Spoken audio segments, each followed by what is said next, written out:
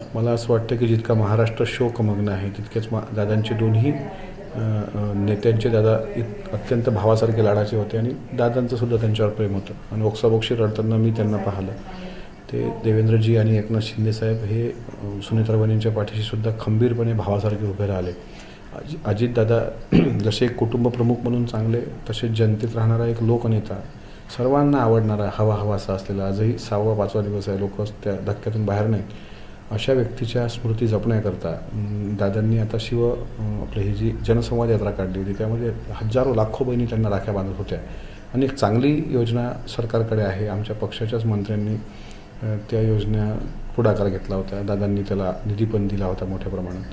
तर अजितदादांच्या नावाने अजितदादांची लाडकी बहीण योजना, जसं महात्मा फुले जन आरोग्य योजना आहे, तसं लाडक्या बहीण योजनेला अजितदादांचं नाव द्यावं अशी माझी भावना आहे आणि ती अर्थातच पत्राद्वारे स्वतः प्रत्यक्ष मुख्यमंत्र्यांना भेटून मी त्याबद्दल विनंती करणार आहे.